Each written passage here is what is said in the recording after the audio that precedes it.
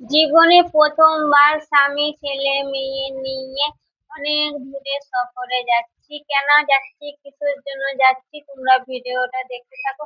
খুব ভালো লাগবে, প্রথম থেকে লাস্ট পর্যন্ত দেখবে। আসসালামু আলাইকুম ওয়া রাহমাতুল্লাহি ওয়া বারাকাতুহু। মাগফিরাতুন জান্নাতুন। সবাই কেমন আছো?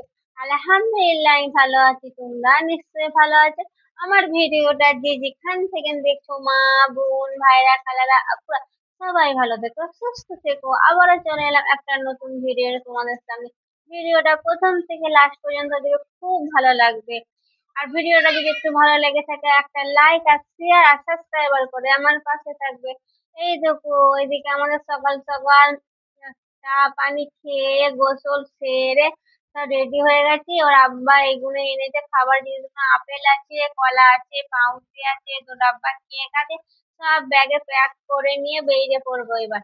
বাজারে চলে এলাম, বাজারে এসে ডাইরেক্ট অটো করে নিলাম। এদিকে আনন্দও লাগছে, এদিকে খুশিও লাগছে, আবার এদিকে ভয়ও লাগছে। প্রথমবার যেহেতু যাচ্ছি আমরা অনেকটা দূর, এই জন্য। এই দেখো, রাস্তাটা খুব সুন্দর লাগছে, তাই না? পুরা দেখো, এদিকে রাস্তায় ভিডিওটা করছিলাম, আমরাও ভিডিও করলাম, তার সাথে তোমাদের সাথেও শেয়ার করলাম। চলো, আমরা কোথায় যাচ্ছি না যাচ্ছি আমাদের সাথে সাথে তোমাদের খানেও নিয়ে যাব, তোমরাও দেখতে পাবে কিন্তু। চলো ভিডিওটা দেখো প্রথম থেকে লাস্ট পর্যন্ত।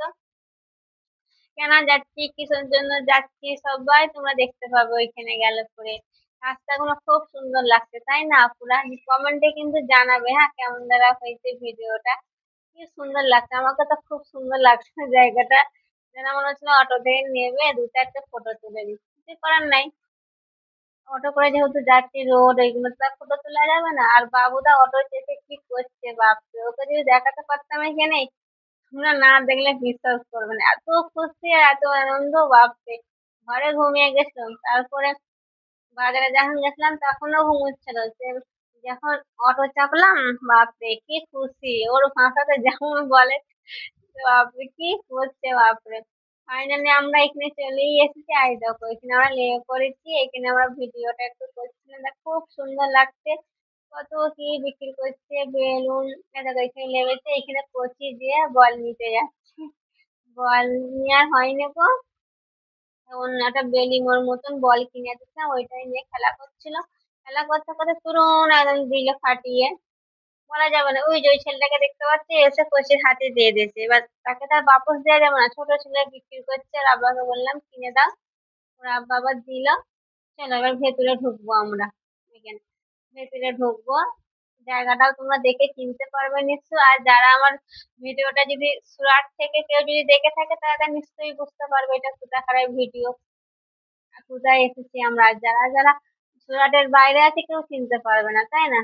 চলো ভিডিওটা দেখতে থাকো, এখানে কেন এসেছি আমরা। আর ভিডিওটা এখানে আমরা বেশি বড় করবো না, ভিডিওটা ছোটই থাকবে।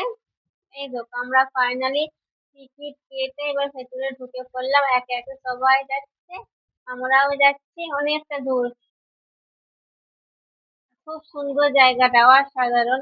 এখানে একটু বসছিলাম, পানি খাচ্ছিলাম। মারিয়াম মেয়েটাকেও টেস্ট করেছিল, আমাকেও খুব জোরে টেস্ট করেছিলাম বলে একটু পানি খাচ্ছিলাম। আর ভিডিওটা এখানেই শেষ করলাম। ভিডিওটা যদি ভালো লেগে থাকে, একটা লাইক আর শেয়ার আর সাবস্ক্রাইব করে দেবে। আমরা কেন এসেছি, কিসের জন্য এসেছি, তারপরে পরবর্তী ভিডিওতে দেখাবো কালকে। কালকের জন্য সবাই টাটা বাই বাই। কালকের জন্য সবাই অপেক্ষা করে থাকবে আর আমার পাশে থাকবে।